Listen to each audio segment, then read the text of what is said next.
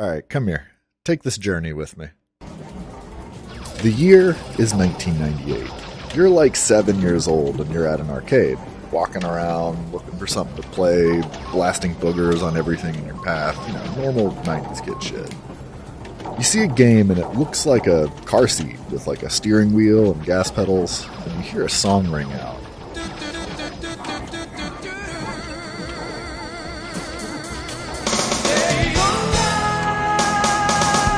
You sit down, you put your quarter in, and whoa, you just drove a car for the first time. You did terrible. You came in last place, but you drove a car. Man, if only there was like a whole ass game this good about cars that I could have at home, that would sure be something. So, car culture is a strange thing. Like, love them or hate them, cars are integral to our society as a whole. The first car was made in 1885, and then the first organized race was in 1895. From the very beginning, people had that itch to want to go fast. They have that need for speed. It's foreshadowing for later. The first car ever made was the Benz Patent Motorwagen. And, that bitch went a whopping 10 miles an hour, or approximately 1/3 of one Usain Bolt. Realistically, it seems like car culture as we know it became more of a thing in like the 1960s, also known as the golden age of the muscle car. That's when shit like the Mustang and the GTO started coming out, and people wanted those big old fast engines. But for a 90s kid like me, one that was, a little boy that was super into cars, I got to watch what was probably the biggest shift in car culture to ever happen with the advent of two things: 3D video games and this little underground movie called The Fast and Furious. We'll get back to that one. For me, the first 3D racing game that I ever owned was Gran Turismo. Racing games existed beforehand. You had shit like Pole Position, Rad Racer on the NES, the aforementioned Daytona USA and whatnot. But Gran Turismo took the genre of racing games to an entirely new level. I feel like it kind of established the norms of the genre, and the effects of that game can still be seen today. I recently replayed it for the first time since I was a kid, and I was honestly shocked at how well it holds up. It heralds itself as a realistic driving simulator, and it is most certainly not that. But for its time, it is very, very solid. They call it realistic, but like, if slamming your R32 Skyline into a wall at 200 miles per hour is a viable, realistic strategy to win a race, then I guess I've been driving wrong my whole life. But no, honestly though, the cars do feel like they have weight to them. Modifications to your car really do affect how they corner and handle turns. Things like gear ratios and what kind of tires you use also affect how your car handles. It definitely has a fair amount of impressive realism, especially when you factor in that, like, the controls, you're literally driving with like X for gas, square for brakes, and then left and right on a D-pad for steering. But, it's calling it realistic when you compare it to driving sims in 2025, like Assetto Corsa, it just kind of feels like an arcade racer. Don't get it twisted, though. It's really in-depth for the time, and it set the new standard for racing games moving forward.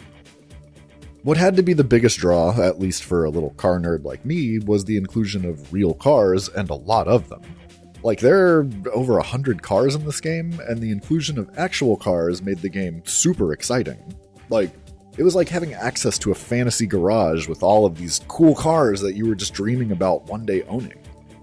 It's weird playing it now, like in 2025, and being like, oh man, they have a 97 Celica? That's a great pick for a game.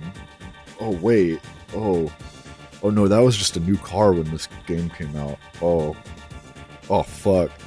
Oh, I need to like get a subscription to Life Alert soon, probably. I think that'd probably be a good idea. But no, yeah, revisiting this game, it's a fucking blast. I was pleasantly surprised with how much fun I was having playing it, aside from the fucking license challenges. Jesus Christ, if you guys have played this game, you know what I'm talking about. It's so annoying. But yeah, I don't know. These days it feels like you're playing like a fucking vaporwave fever dream, and that's absolutely a compliment. Let's skip ahead, though. I want to go a few years. Let's go to 2001 with the release of The Fast and Furious. Clearly, it's a beloved film franchise now, even if it's a little off the fucking rails these days. The first movie was pretty solid. It was solid enough to cement it into the zeitgeist and change an entire generation of car culture. And I was there, man. Like, before that movie, me as a kid looking at cars, I was like, man, one day I'm going to own a 78 Camaro and I'm going to go in a straight line so fast. And after Fast and Furious, it was like, oh man, those Japanese sports cars, those are probably the best cars, Like, one day I'm probably going to own like a 240 SX. I'm going to like put a body kit on it, some underglow. Like, I'm going to slap like maybe 15 TVs in the car, and then like X to the Z exhibit's going to like pop my shirt collar and tell me that I've been pimped. Like, it's going to be so dope, dude. I don't know. For me, it changed how I view cars and what I considered cool cars. No longer was I enamored with the old classics that had huge engines. I was now far more interested in tuner cars. It was a subculture that I didn't even know existed at the time. And I'm not alone in that either, because the video game market saw this shift, and after the release of Too Fast, Too Furious, well, we got Need for Speed Underground. It was just a few months after the movie came out. Now, Need for Speed Underground kind of like paved the way for what became this wave of street racing games. It was the first, at least to my knowledge, that relied heavily on just modifying your car's appearance as its big draw. You compare that to Gran Turismo, where like you can't even change the color of your car. After you've purchased your car, you're locked in. If Gran Turismo set the standard formula that racing games would follow, like purchasing real cars, adding aftermarket parts, tuning, realistic driving, etc., then Underground set the standard for this new genre of street racing games. From that point on, there were just waves of street racing games hitting the market. Like just in the next couple of years, we had Underground 2, Midnight Club 3, Juiced. I don't know, man. Like, they just kept coming. And these new fans of tuner culture, like myself, we were eating good, baby. And these games didn't claim to be realistic driving sims. They were quite the opposite. They were super cheesy, super flashy arcade racers, and I loved them. But then, like, they just kind of stopped. Racing games are still a dime a dozen. You can find them everywhere. But street racing games? Like, where did they go? Looking online for a list of street racing games, it's small, and it's mostly going to be dominated by Need for Speed. On the flip side, I mean, look at a list of just straight racing games. It's still going. It doesn't end. So what happened? What shift brought this subgenre of racing games to a standstill? While I was working on the script, I revisited a lot of these old street racing games, mainly just for inspiration and talking points. And I'm not going to lie, I could not put Midnight Club 3 down. It was just so fun. It was just stupid, simple fun. And I missed this. Like, games like this just don't exist anymore. And I would love for a game like this to come out today. No, like seriously, I spent like an entire week unironically just playing this game.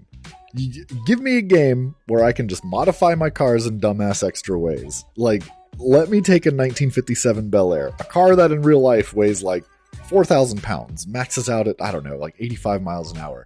Let me slam it out and make it a viable race car. Why not? It's just for fun. It's great. It's fun. I want this shit to happen again. The newest street racing game that I've played was Need for Speed Heat, and I mean, I don't know, don't get me wrong, it scratched that itch, but it just doesn't hit the same. I can't explain why. It was fun, like I don't regret playing it, but it just didn't land as hard as older street racing games do. Now, for real, like, compare these two clips. I'm going to put them side by side. Look at the difference between Need for Speed Heat and Midnight Club 3. Like, I don't know, it's night and day. Neither is bad, neither is unfun, but like, honestly look at these and tell me like which one looks more fun. Which one looks like a more fun time, and which one looks more like kind of just another heavy car, kind of realistic, but not really racing simulator in air quotes, right? Like, I know which one I think looks more fun. I don't know. It just seems like that genre of games is dying. I feel like now EA is the only one with skin in the game, doing everything they can to keep the genre alive, but you just look at the sales numbers of the Need for Speed franchise, and the writing on the walls is clear. Well, like, man, Rockstar, baby, Just give us a new Midnight Club. LA was super good, right? And it came out in 2008. Like, I know you can customize and race cars in GTA 5, but when a goddamn bumper costs like 45 minutes of in-game grinding, it ain't worth it. You guys have made like over $10 billion on GTA 5. Like, fucking the whole development cost of Need for Speed Heat was like $50 million. You telling me you can't cut off like 0.5% of that GTA revenue and just like put it at a team to make a new Midnight Club game? You guys could save the genre. I guarantee you're going to turn a profit. Motherfuckers see that Rockstar logo, they're just going to throw their money at it. I know that the head of Rockstar has got to be like one of my 2 subscribers. You know, I know you're out there. I know you're listening. I love you. Ranting about old street racing games aside, this video has made me wonder, is it an issue with this genre of video games, or is it a shift in the automotive industry as a whole? I think about being a kid in the 90s, seeing all of the sporty Japanese cars that were on the market. You know, like the things that are now just traditional tuner cars. But I don't know, there just doesn't seem to be a market for those kind of vehicles anymore, at least not with mainstream appeal. Yeah, in the 90s and 2000s, like Honda alone, not even including offerings from Acura, you know, they had the Civic Si, the Prelude, the S2000, the Del Slow, the CRX, like, now all in big quotation marks here, sportier cars on the market. What about now? What does Honda have now? There's a Civic Si sedan, but, you know, no more sport coupes, just the sedan. And there's a Civic Type R, and yeah, that's it. There's no other sporty offerings available. That's all they got. Same with Nissan, you know, like they used to have the 240SX. You had all the different Z cars throughout the years. You know, obviously in Japan, you had the Skyline GTR. Like, what about now? Okay, we got a Z. They just brought back the Z recently. That's cool. And there's a GTR if you've got, you know, over 100 Gs laying around. You know the Eclipse? It's one of the starter cars in Midnight Club 3. It's, you know, prominently featured in Too Fast, Too Furious. This is her now.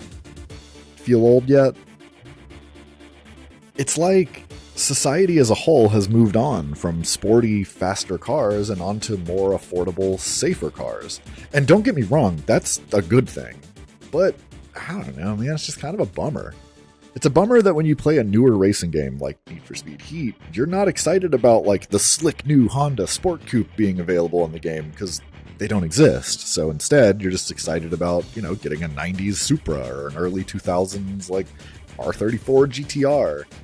But no, I get why the genre is dying off. Like, how many new games can come out offering these same couple of cars that have just been staples of tuner culture since the 90s? How many different times do I really want to grind away at a game before I can, you know, buy another 2000s GTR or a Supra to modify and race in? You know, just like the last street racing game I played. It's your garage ends up looking the same in all of them because those are the cars that people want. It's a dying genre of video games because it's a dying genre of cars. And understandably so. People don't really have expendable income to drop into project cars like they did in the 90s and early thousands. The upper echelon that do, well, those are the people that are buying the new GTRs and the Civic Type Rs.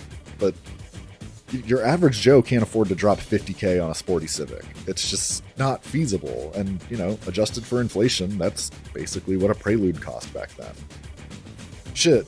Like, I personally drive a 2021 Civic hatchback, right? And not a Type R, but, you know, just a normal Civic hatchback. It's already way more expensive per month than I think it should be for an economy car. I could not imagine more than doubling my monthly car payment just to have a Type R. It wouldn't make financial sense. I would just be car poor. But back then, living was cheaper. Housing and rent were cheaper. Food was cheaper. Gas was way cheaper. And now gas is a huge factor in what kind of car people want to buy. The hobby just doesn't easily exist for the average person anymore.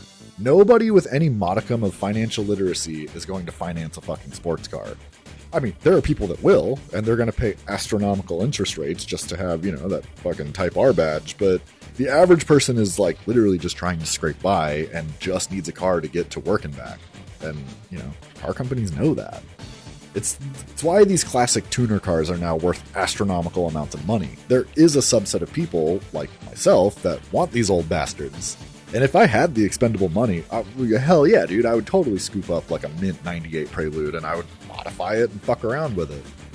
But I think because of stricter regulations and just less disposable income from your average person, it's not economical for car companies to continue making a lot of different sporty offerings. They're not going to sell. When Honda can make all of the money just by selling base model Civics, do you really think they're interested in pouring a bunch of funds into R&D to like make a new S2000 that's not going to sell nearly as well as any of their other more economical offerings? No, there's no reason to. I don't know, man. Maybe there's some hope. Toyota did bring the Supra back, and like, hey, I said earlier, Nissan brought the Z back, and apparently Honda's going to be bringing the Prelude back by next year, so maybe I'll eat these words. But for now, it seems like this subset of car culture is dying and the street racing game genre along with it. There's always going to be people into cars. There's always going to be people modifying old cars and, attending cars and coffee events, but the times are making it really hard to get into the hobby as an average person. Cars are just starting to be looked at in the way that they honestly should be, as a tool to get you from point A to point B. It's understandable. That's how it should be, but I don't know. That future definitely isn't as rad.